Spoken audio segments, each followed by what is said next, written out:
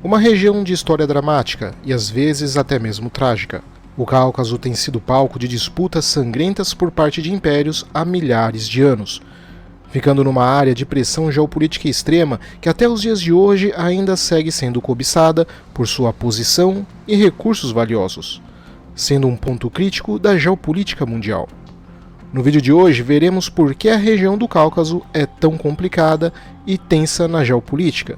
Mas antes disso, não se esqueça de dar o seu apoio ao canal, se inscrevendo, dando like e compartilhando ele com todo mundo que você conhece. A sua ajuda é o único incentivo que eu tenho para continuar trazendo conteúdo de geopolítica, história, crime organizado e segurança. O meu nome é Adriano Peta e esse é o Geopolítica Mundial.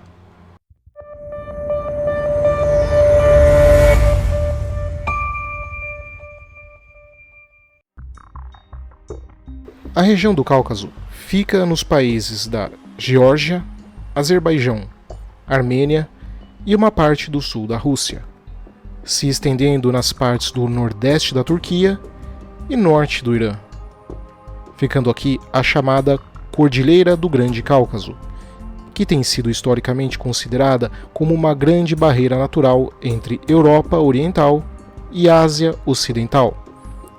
Na parte leste da região fica o Mar Cáspio e na parte oeste o Mar Negro. Essa região vem sendo habitada desde o período Neolítico e tem sido palco de importantes disputas pelos mais diversos povos ao longo da história, o que fez com que diferentes impérios, em certo momento, tenham colocado os seus pés neste território. Fato que fez com que a região do Cáucaso não só tenha uma longa e antiga história, mas também uma diversidade cultural, étnica, religiosa e linguística enorme para um território tão relativamente pequeno.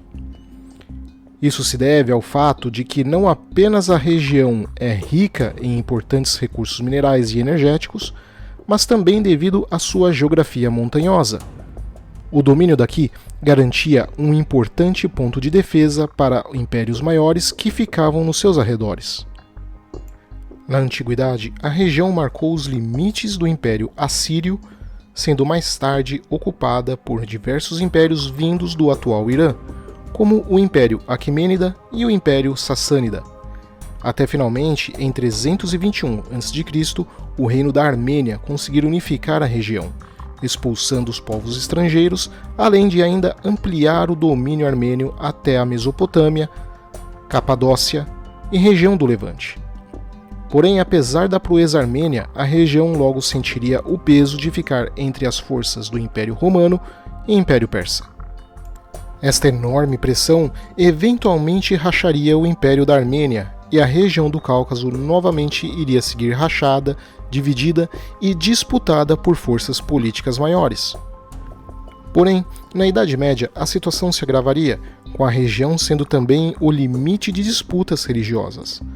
Agora, além da pressão de atores geopolíticos regionais, a região também seria palco de disputa no limite entre Islã e cristianismo, adicionando ainda mais elementos de disputas que persistiriam até os dias de hoje.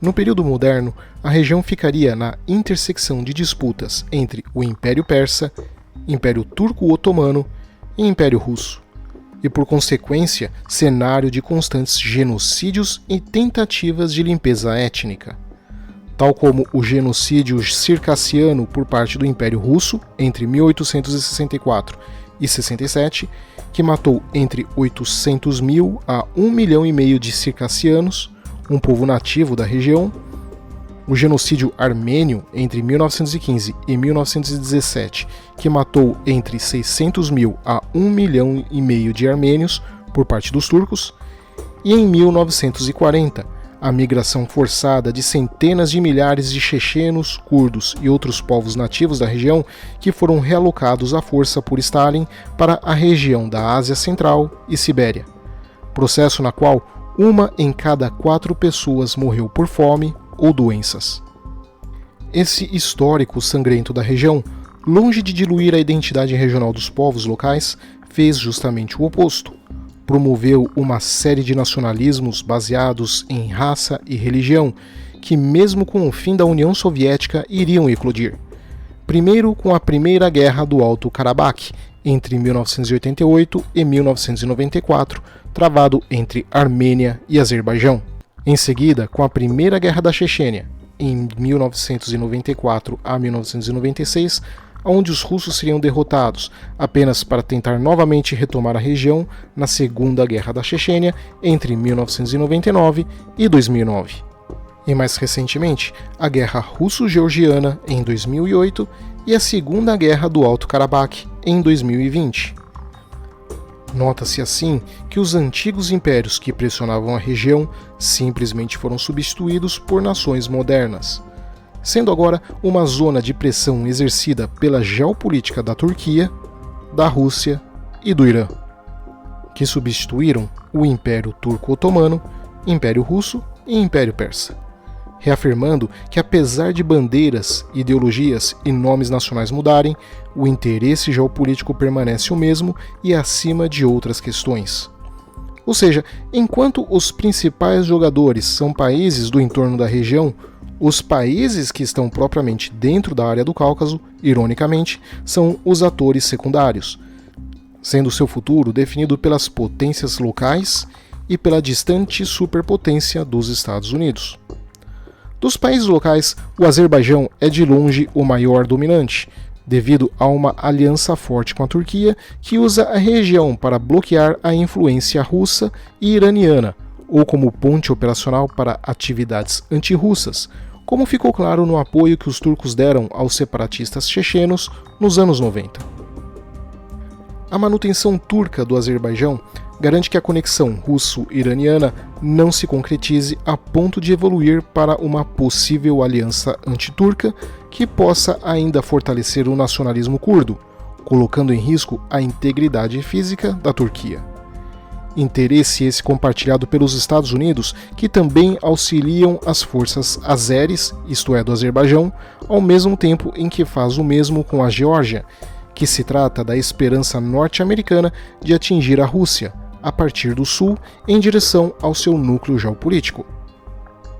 Em outras palavras, enquanto essa ponte de Azerbaijão-Geórgia for mantida, os Estados Unidos poderão bloquear a conexão russo-persa, levando a instabilidade e pressão permanente para a Rússia e para o Irã. E para a Turquia, a segurança de não ser apunhalada em sua frágil área oriental, dando tempo para que Ankara possa consolidar os seus projetos para as décadas de 2030, 2040 e 2050, de se tornar a liderança regional, controlando o petróleo, o gás, a água e o fluxo humano do Oriente Médio.